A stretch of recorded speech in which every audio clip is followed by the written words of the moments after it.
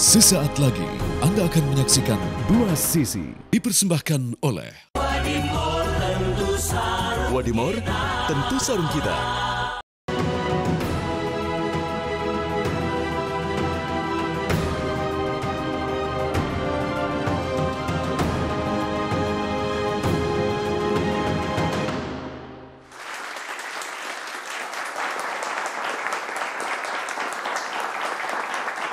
Selamat malam pemirsa, apa kabar Anda? Saya Dwi Anggia kembali hadir di Dua Sisi malam hari ini. Seperti yang kita ketahui pemirsa, beberapa hari terakhir ini konstelasi politik semakin cair, semakin dinamis. Apalagi setelah kemarin KPU secara resmi menetapkan pemenang Pilpres 2024-2029 pasangan nomor urut 2 Prabowo Subianto dan Gibran Raka Buming Raka sebagai presiden terpilih untuk Pilpres pada tahun ini. Dan setelah ini pun sepertinya peta politik sudah mulai mencair sekali, lobby-lobby politik juga sangat gencar dilakukan sejumlah pihak. Bahkan yang terbaru tadi sore Ketua Umum Nasdem sudah bertemu dengan Presiden Prabowo Subianto. Dan dari statementnya dinyatakan akan bergabung dan sama-sama membangun Indonesia ke depan. Lalu bagaimana dengan nasib partai koalisi 01 serta 03? Bagaimanakah arahnya kira-kira? Apakah akan bergabung juga dengan koalisi pemerintah? Kami akan membahasnya di Dua Sisi malam hari ini.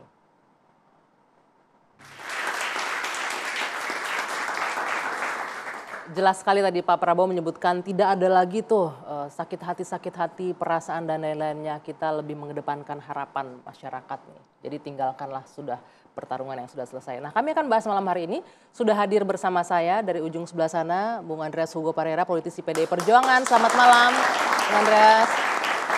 Ada Mas Pipin Sopian, politisi PKS. Selamat malam. Assalamualaikum. Waalaikumsalam warahmatullahi wabarakatuh. Ada Bang Saleh Daulay, politisi PAN. Selamat malam. Waalaikumsalam. Boleh digunakan mic-nya Bapak-Bapak ya. Ada Bung Immanuel Ebenezer, politisi Partai Gerindra. Selamat malam. Ini karena datangnya telat, langsung saya tanya duluan ini.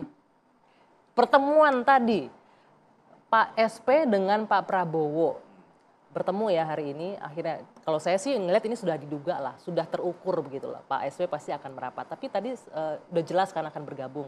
Gerindra sendiri seperti apa melihat ini? Tapi sebelumnya kita dengarkan ya pernyataan dari Pak Surya Paloh. Berikut ini kita lihat terlebih dahulu.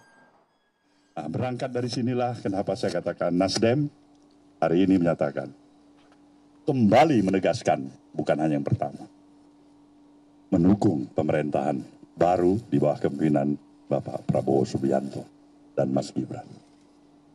Kita tentu berharap agar jalannya administrasi pemerintahan ke depan ini dengan dukungan yang diberikan oleh berbagai komponen dan seluruh kekuatan institusi partai-partai politik yang ada di negeri, insya Allah kita akan mampu memberikan sesuatu yang jauh lebih hebat dan berarti untuk tetap melihat Indonesia dengan optimisme ke depan.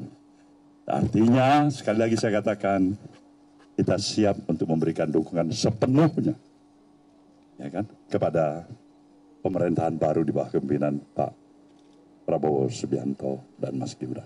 Terima kasih saudara semuanya. Wassalamualaikum warahmatullahi wabarakatuh.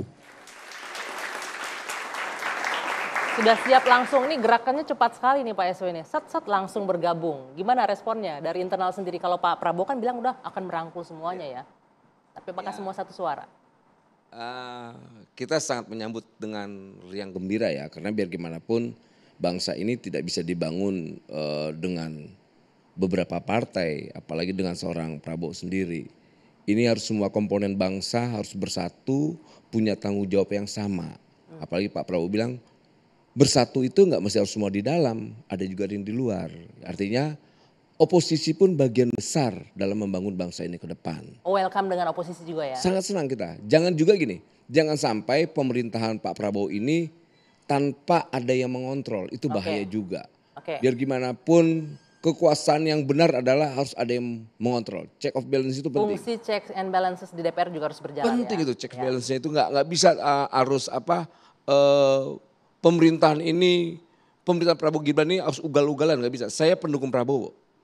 Saya tidak mau menginginkan itu pemerintahan ini diisi hanya dengan segelintir kekuasaan yang absolutely itu bahaya. Kecenderungannya koruptifnya akan tinggi. Makanya kita butuh namanya check of balance itu penting agar apa? Ada yang mengontrol pemerintahan ini. Kita catat nih tanggal 25 April ya, terbuka nanti untuk kritik dan lain-lain ya. Terbuka, makanya kita senang ini. sekali misalnya, maaf, ini senior saya nih Bang Gune.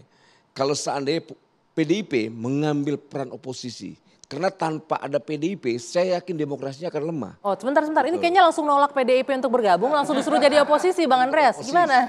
Langsung disuruh jadi oposisi nih katanya Manuel.